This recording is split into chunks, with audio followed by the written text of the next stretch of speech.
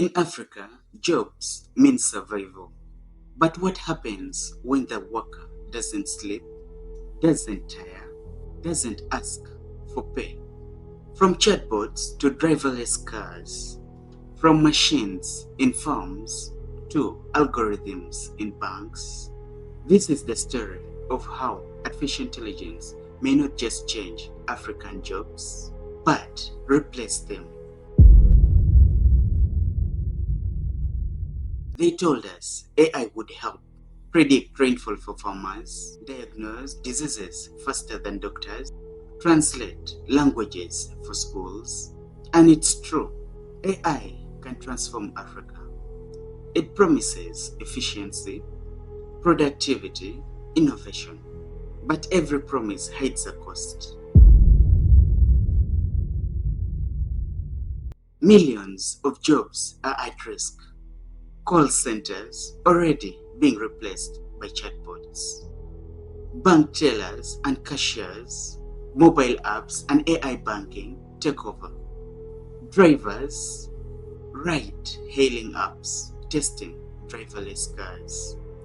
Farm workers, automated tractors and drones. The industries that once gave hope to Africa's unemployed youth may soon disappear.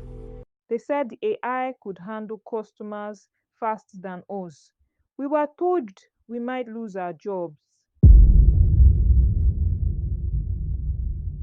But AI doesn't only take, it also creates.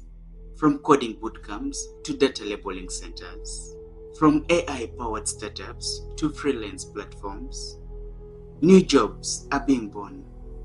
But here's the truth. These jobs need skills, education, internet, infrastructure. And without them, millions will be left behind. AI threatens to widen Africa's inequality. In cities, young people build apps and earn money online. In villages, millions still walk for water. The gap between the connected and disconnected grows wider. And AI risks creating not just unemployment, but a new digital class divide. They talk of AI, but in my village, we don't even have power.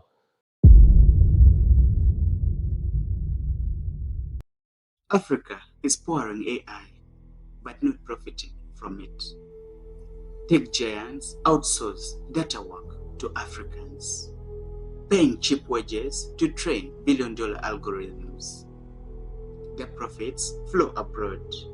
The control stays abroad.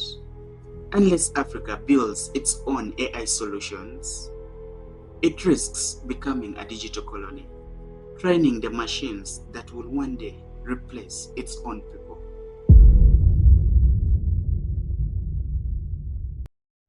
For millions, jobs are not just about income.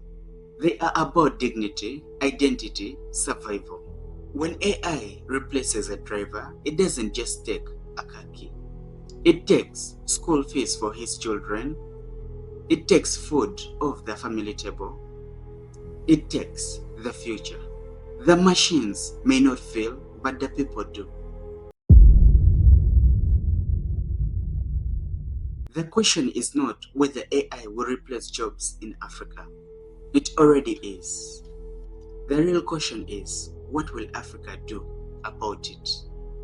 Invest in education, build local tech industries, create policies that protect workers. If Africa adapts, AI can be an opportunity. If it doesn't, AI will be a catastrophe. AI is not just a tool, it's a mirror reflecting Africa's choices, weaknesses, and strengths. It can be the engine that drives a new future, or the machine that steals it. The machines are learning, but the question is, are we?